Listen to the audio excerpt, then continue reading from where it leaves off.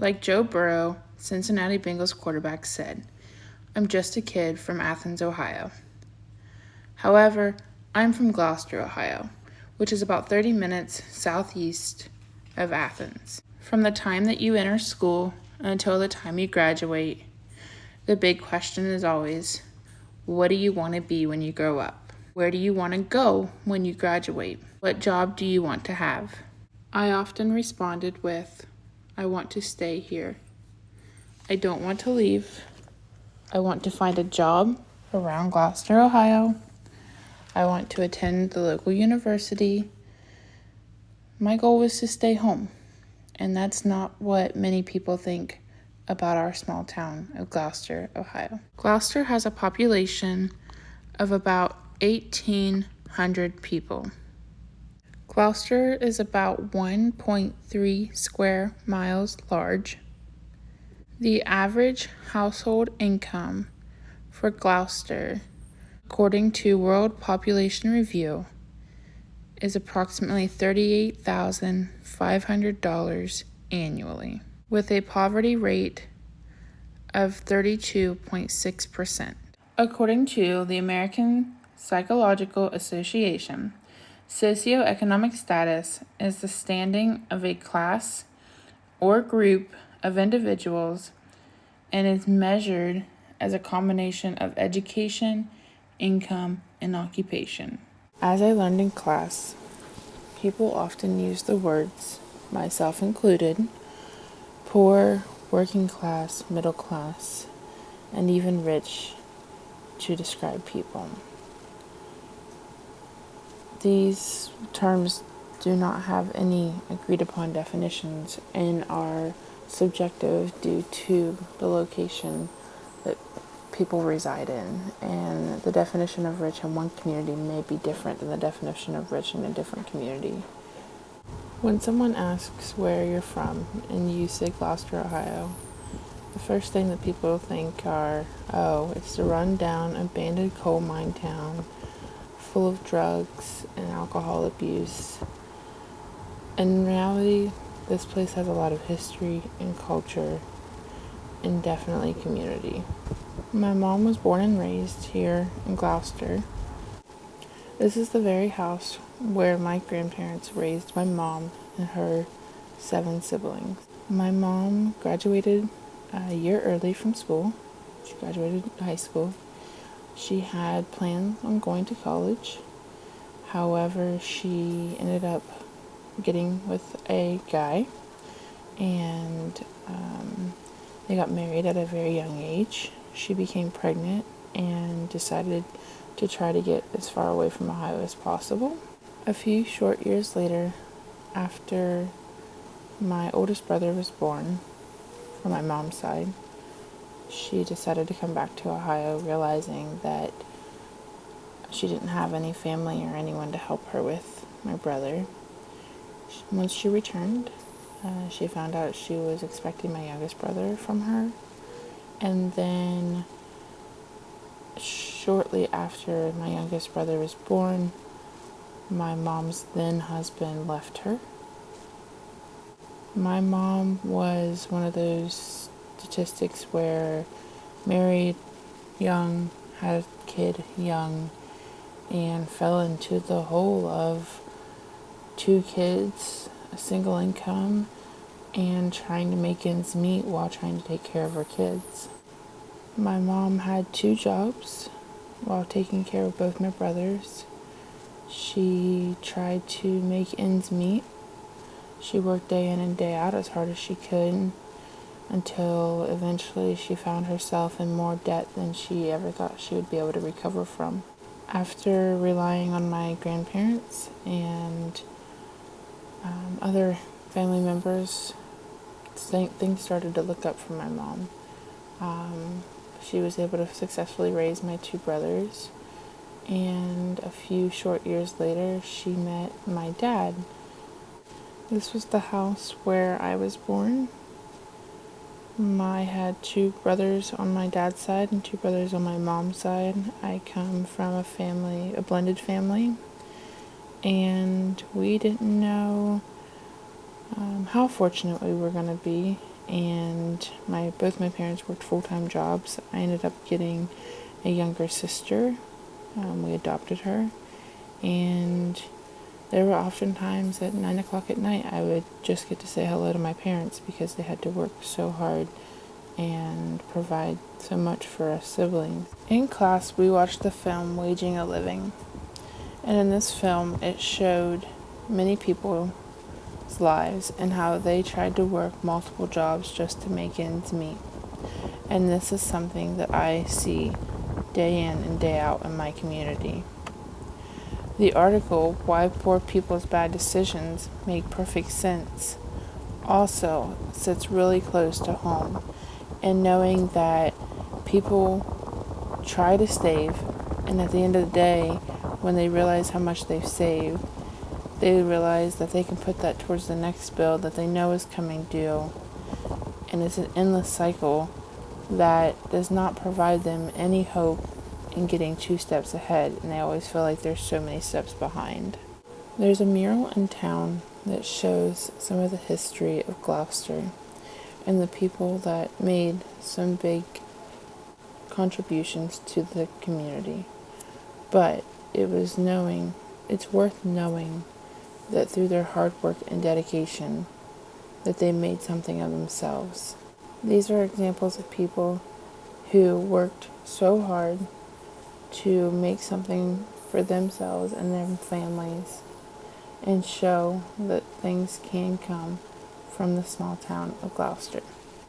Just like the people that I talk about in the video and we read or watched during class, my parents were one of those sets of people. My parents were working endlessly just to pay the bills at the end of the day. When the time that my dad met my mom was so far in debt that there was no light. There was no way of knowing if she would ever get out of it. Thankfully, through the hard work and dedication of my dad and my mom's teamwork with my dad, they were able to come out of debt and successfully get my 4 brothers moved out of the house. And then they raised me and my younger sister. After many years of working hard and multiple jobs for endless hours, my parents were able to move up the ladder socially as far as income and the amount of money that they have, and they now own their house on 17 acres of land, and they definitely didn't do it easily, and it wasn't quick either, but they are now out of debt and living a pretty happy life. Glouster does not have much in relation to retail or business as cities would. So cities get a lot more funding due to the businesses that are around and the amount of people and taxes and just different things that help them out. Whereas Glouster doesn't have any really big businesses. They have locally owned restaurants such as Bonnie's right here, and we have 3 gas stations. We don't have any big factories or big plants or anything that really helps provide for Glouster. Larger cities get aid from their businesses or local grants, different things like that, to help with funding for like maintenance of the roadways and just the different things that the town may need, whereas Glouster has to apply for those grants and the necessity of them. So we lost our only stoplight in a storm last year, and since then we've not been able to get the funding for the village of Glouster to be able to get it repaired, so now it's a 3-way stop. Throughout this video, I've talked about a lot of negatives and how we don't have funding, and Glouster is one of the poorer communities, and how a lot of the people are kind of stuck in that social groove of not being able to move up the mobility ladder or anything like that. But there's something that I didn't mention, and I was kind of holding off till the end to talk about it because I think it's important to know that while money may be a big problem, especially in the economy and just in the way things revolve today, community is also big, and kinship and family, and it's almost as important to have some people to rely on and work off of compared to having a lot of money and being self-sufficient. I attended Trimble High School. I also attended Trimble Local School District for my entire schooling career, grade career. And something that grew on me was just the kinship and the community that Trimble provides. And when someone's in need of something or is not able to provide for themselves that day, there's always someone else who's willing to step in, and just building your community and knowing your connections and knowing your resources is important, and ensuring that either you get the help that you need or you find someone that can help you for time being. In 2017, our stadium was deemed unsafe. Our stadium was old, very, very old. It was completely made out of concrete, and the concrete was just chipping away and cracking to a point where it was unsafe. Shortly after it was deemed unsafe, the community rallied together and ended up supplying enough money to fully rebuild a stadium for the football team. And we're now getting our new addition of lockers this year. But it was definitely with the help of the community that brought together this project that had been in mind and make it reality. When you live in a poor community, it is hard to see the light at the end of the tunnel and know that one day you may make it and everything would be okay. But with grit and perseverance and determination, and definitely, like I said, your resources and just knowing what's out there can help you and help others to become successful and actually succeed without having a fear of not being able to put enough food on the table for your family or household. Like I mentioned before, high school grads are often asked 3 different questions, and one of those questions has to do with where are they going to school when they graduate. We find now that an article by Gross and Marcus states that high-paying trade jobs are sitting empty.